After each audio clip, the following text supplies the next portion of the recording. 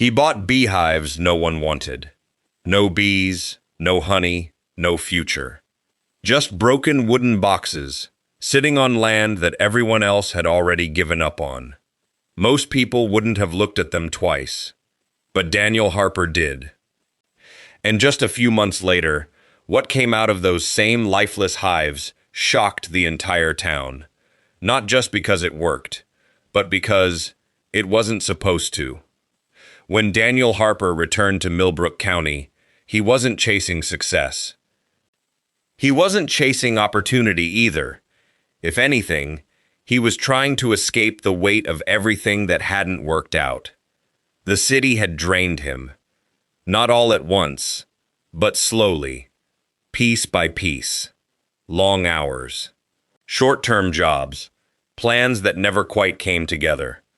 By the time he left, there wasn't much left to hold on to. No real savings, no clear direction, just a quiet realization that whatever he had been chasing wasn't working. At 38 years old, starting over wasn't exciting. It was exhausting. And coming back to the farm felt like admitting something he wasn't ready to say out loud. The land had belonged to his father. And before that, his grandfather. It used to mean something. Back then, the farm had life. There were seasons, rhythms, a sense that everything had its place. But now, it felt different. The fences leaned in uneven directions, like they had simply given up standing straight. The barn door hung loose on one side. The soil looked dry, tired, almost forgotten. Even the air felt still. Daniel stood there longer than he expected to. Not because he was planning anything, but because he didn't know where to start. Most people, in that situation, would have seen a lost cause. Something too far gone to fix. But Daniel didn't have the option of walking away again. Not this time. So instead of trying to fix everything at once, he focused on small things. Things he could control. He cleared weeds. Slowly at first. Then more deliberately. He repaired sections of the fence. Not perfectly, but enough to hold. He walked the land every day, morning and evening, getting familiar with what was still there and what wasn't. It was during one of those walks that he noticed them. At first, they didn't stand out. Just shapes, half hidden behind overgrown brush. But something about the way they were arranged made him stop. He pushed through the tall grass. Careful, deliberate steps. And then he saw them clearly. Beehives. Old ones. There had to be at least a dozen. Maybe more. Some were tipped over completely. Others leaned slightly, like they were barely holding themselves together. The wood was cracked. The paint had faded long ago, edges worn down by years of exposure. No movement, no sound, just stillness. Daniel didn't need experience to understand what he was looking at. These hives had been abandoned. Not recently, years ago. Most people would have turned around right there, but Daniel didn't. Instead, he stepped closer. There was something about them. Not hope exactly. Not yet. But curiosity. And sometimes, curiosity is enough to keep you standing in a place where others would walk away. He reached out and touched one of the boxes. The wood was rough, dry, warm from the sun. For a moment, he just stood there, thinking. Then he decided to open one, slowly. The lid resisted at first, as if it hadn't been touched in a long time. It creaked as it gave way, dust shifting with the movement. And then he looked inside. Nothing. No bees. No movement. No life. Just empty frames, dry, brittle, coated in years of neglect. He checked another hive, then another. All the same. Empty. Whatever had once been there was gone. Completely. Daniel stood there for a long time after that, not surprised, but not entirely discouraged either, because deep down, he wasn't expecting a miracle. He was just looking for something to start with. And even if the hives were empty, they were still there, still standing, and that meant something. By the end of the week, word had already started spreading. Millbrook County wasn't the kind of place where things went unnoticed, especially not something like this. Daniel's back. That alone was enough to get people talking. But when they heard what he was doing, that's when the reactions started. At the local supply store, conversations picked up quickly. Those hives, they've been dead for years. Ain't nothing left in those boxes. Waste of time, if you ask me. Some laughed openly. Others didn't say much. But their expressions said enough. It wasn't just doubt. It was certainty. They believed they already knew how this would end. And to them, Daniel was just delaying the obvious. Daniel heard about it. Of course he did. In a town that small, things had a way of finding their way back to you. But he didn't respond. Not because he didn't care, but because he didn't have the energy to argue. He wasn't trying to prove them wrong. He wasn't trying to make a statement. He was just trying to figure out if something, anything, on that land still had a chance. And the hives, for whatever reason, felt like a place to start. So he made a decision. He was going to fix them. Not all at once. Not perfectly. But one by one. He started with the worst ones. The ones that looked completely beyond saving. Replacing broken panels. Reinforcing weak corners. Cleaning out debris that had built up over time. It wasn't fast work. And it wasn't easy either. Some days it felt pointless. Like he was putting effort into something that would never give anything back. But he kept going. Because stopping would have meant accepting that nothing could change. And he wasn't ready to accept that. Day after day, he worked on those hives. No signs of life. No progress he could measure. Just effort. Consistent. Quiet. Unnoticed. But something about the routine kept him grounded, kept him moving. And for the first time in a long while, Daniel wasn't thinking about what he had lost. He was focused on what he was building, even if it didn't look like much yet. Because sometimes, the beginning of something meaningful doesn't look like progress at all. Sometimes, it just looks like persistence.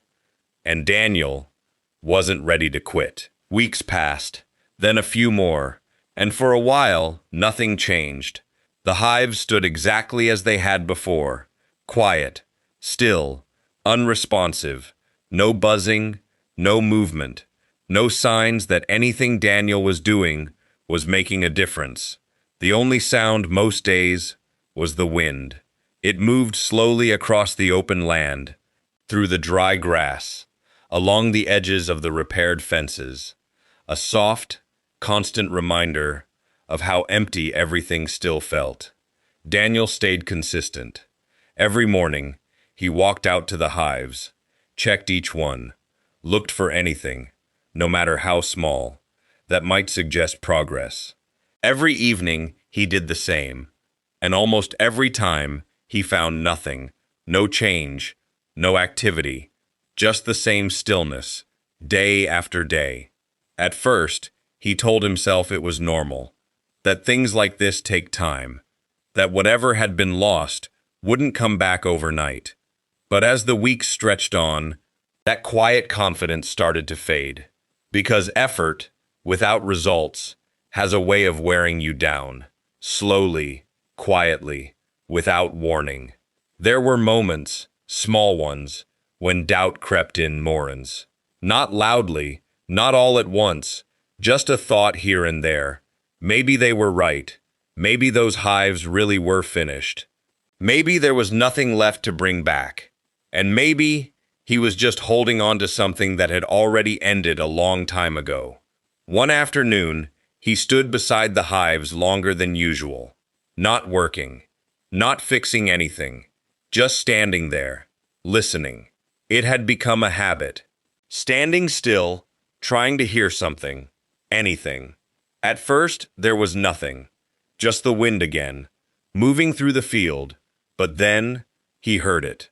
So faint, he wasn't even sure it was real book. A soft sound, almost like a vibration. He didn't move. He wasn't sure if he should, because sometimes, when something feels that fragile, you're afraid even the smallest movement might make it disappear. So he stood there, focused, listening again, and this time he heard it more clearly. A low, subtle buzz, not loud, not steady, but there. Daniel leaned in closer to one of the hives. Slowly, carefully, and then he saw it. One bee. Just one. It hovered near the entrance for a moment, almost like it was deciding something. Then it moved, slipping inside the hive and disappearing from view. Daniel didn't react. Not right away, because after weeks of silence, that single moment didn't feel real. It felt like something his mind might have imagined. But then, another bee appeared. This one moved differently. More certain. It circled once, then followed the same path inside. And just like that, everything changed. It wasn't dramatic. There was no sudden swarm, no overwhelming movement, just a few small signs that life might be returning. But for Daniel, that was enough. Because after weeks of nothing, something, no matter how small, meant everything. He didn't rush, didn't interfere, it didn't try to force anything.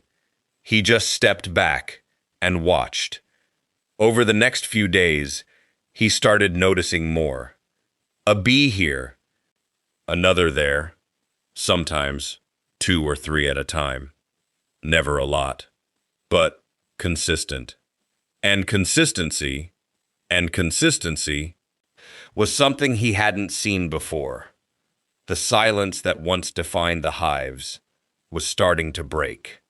Not loudly, not completely, but enough to notice, enough to believe that something was happening. That moment shifted the way Daniel approached everything. Up until then, he had been working on instinct, fixing what looked broken, trying to restore what had been lost.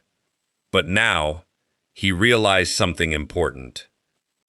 This wasn't just about repairing structures. It was about supporting life. And life doesn't respond to force. It responds to conditions. So, instead of trying to control the outcome, Daniel started focusing on the environment. He began researching, spending nights reading whatever he could find. Old farming books, beekeeping guides, articles written by people who had spent years understanding how colonies behave. He learned about how bees choose where to settle, how they respond to scent, to temperature, to the availability of food. And slowly, a clearer picture began to form. If the bees were coming back, it wasn't random. It meant the land still had something to offer. So Daniel leaned into that. He started planting. Not crops, not anything for immediate return, but wildflowers, native plants, the kind that naturally attract pollinators. He spread them across different sections of the land, not all at once, but gradually, letting them take root, letting the environment shift one step at a time. He also changed how he interacted with the hives. Less interference, less disruption, more patience. He stopped opening them unnecessarily, stopped checking for results that weren't ready yet, and instead, he gave the process space. Days turned into weeks, and little by little, the activity increased. The buzzing became more noticeable, more frequent, less fragile. It wasn't loud, but it was steady, and steady was something he could build on. Eventually, the changes became visible enough that others started noticing too. Neighbors passing by slowed down. Some stopped completely, watching from a distance. At first, they didn't say much, just observed, trying to make sense of what they were seeing, because it didn't match what they believed. Those hives were supposed to be dead, finished, a lost cause. But now, there were bees. Not many, but enough to raise questions. Are those actually coming back? I thought those were done for. The tone had changed. Not completely, but enough to notice. The certainty was gone, replaced with curiosity. And curiosity was something Daniel understood well, because it was the same thing that had made him stop and look at those hives in the first place. Still, for all the progress, something was missing. There was activity, there was movement, there were signs of life, but there was still no honey. And without honey, there was no proof that this was truly working. Just potential, just possibility. And possibility can be a difficult thing to hold on to, because it doesn't guarantee anything. As the weeks continued, the doubt returned. Not as strong as before, but present, lingering in the background. What if this was as far as it would go? What if the bees came back, but never fully rebuilt? What if all of this effort led to something incomplete must? Some nights, Daniel sat outside longer than usual, watching the hives as the light faded, listening to the soft buzz that now filled the air, trying to decide if it was enough. But every morning, he got up, walked back out, and kept going, because even without the final result, he could feel the difference. The land wasn't silent anymore, and neither was he. For the first time in a long while, Daniel wasn't just waiting for something to change. He was part of the change, even if the outcome was still uncertain. The first time Daniel saw it, he almost missed it. It wasn't obvious. Not at first glance.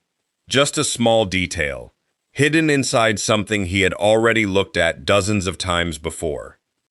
But this time, something was different. The hive felt heavier. Not by much, but enough. Enough to make him stop, to notice, to question it. For weeks, he had trained himself not to expect anything, not to assume progress, not to look for results that weren't ready yet. But this felt real. So for the first time in a long while, Daniel decided to check. Carefully, slowly, he opened the hive. The sound came first. Not loud, but steady.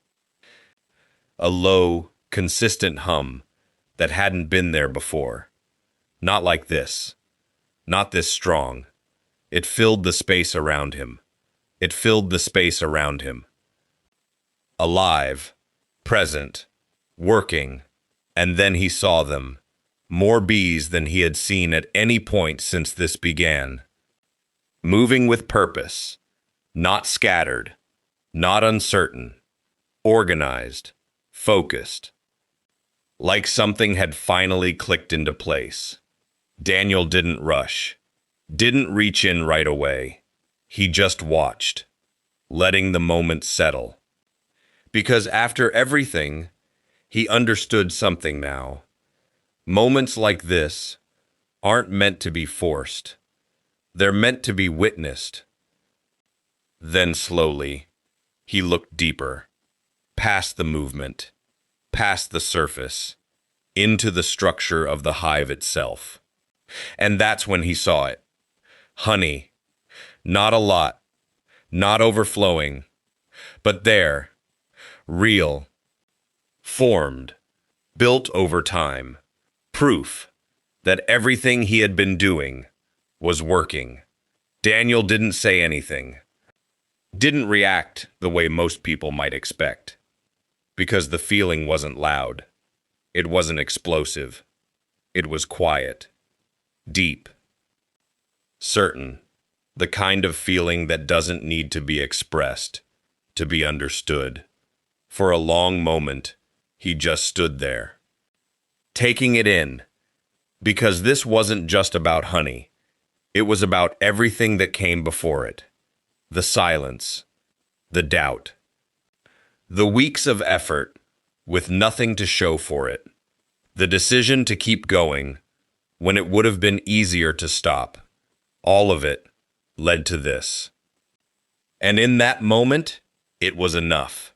But Daniel didn't stop there, because he knew something important. This wasn't the end. It was the beginning. Over the next few weeks, the changes accelerated. The hives grew stronger. The activity increased. What had once been occasional movement became constant motion. The air around the farm changed, filled with the steady rhythm of something alive and growing. The wildflowers he planted began to bloom. Color spread across the land.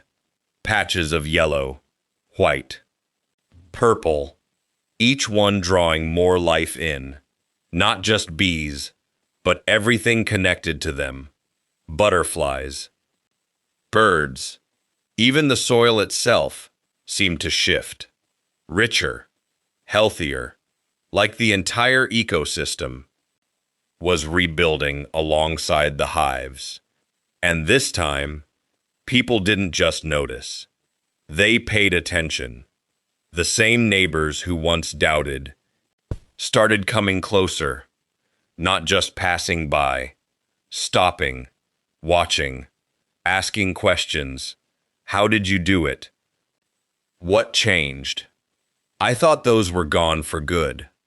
Daniel didn't over-explain, didn't turn it into something complicated, because the truth was simpler than they expected. I didn't force it, he said. I just gave it what it needed.